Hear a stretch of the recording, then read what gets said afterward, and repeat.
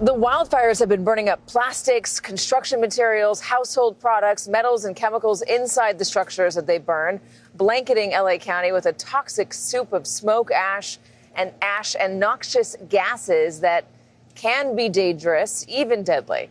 Joining us now, pulmonologist and MSNBC medical contributor, Dr. Vin Gupta. I think the first thing you're going to say to me, doctor, is put on my mask.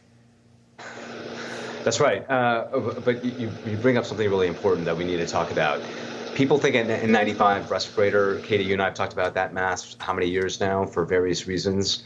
That does not do the trick when it comes to dealing with volatile organic gases that get emitted in the setting of wildfire smoke. So you nailed it. It's more than just the soot that you can breathe in, that you can see on your mask. And so if you're going to be out, a gas mask, P100, especially for our firefighters out there, our reporters, really, really critical. P100 gas mask. That's what blocks out those volatile organic compounds from going into your lungs.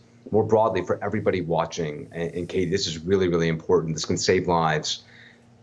This is not going to be the last fire, sadly, that we face in Southern California or across the country. Less than 30% of households have a carbon monoxide detector at home. That has to change. I've heard from friends and colleagues in the LA County area just over the last few days. Often it was the carbon monoxide alarm that first raised alarms that something was happening in their home and prompting an evacuation before they smelled smoke, before they saw actual flames. So get that CO monitor as soon as possible. If you're not in the fire zone, if you are outside of the fire zone, how do you know it's safe to breathe the air? And do you need such a strong mask? No, you don't. So if you're outside the evacuation zones, the first thing to do is go to airnow.gov to check the air quality. If it's anything 100 and above, I would say you should wear a mask outside, especially if you have a pre-existing condition or if, say, you're pregnant. But if it's less than 100, that's when you can go out and feel reasonably comfortable to live your life.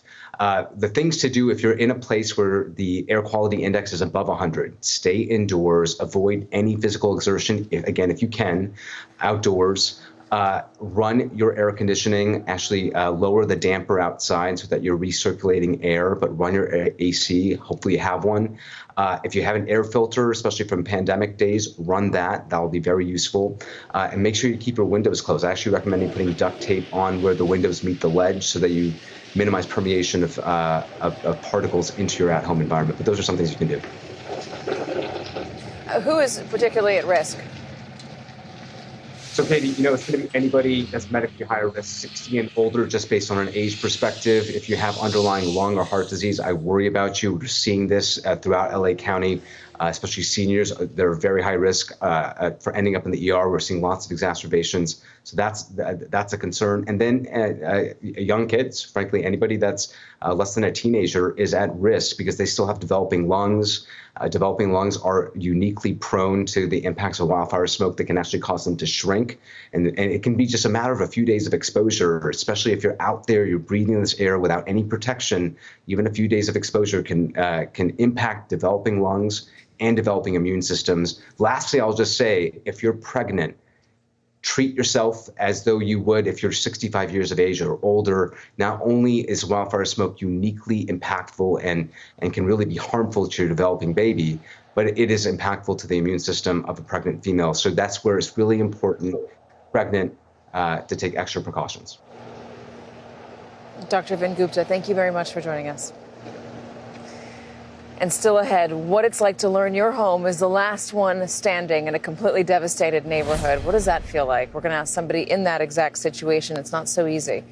And the latest in the ongoing fight to contain the Palisades fire as water issues plague the area. We have a fire official explaining what happened with the water.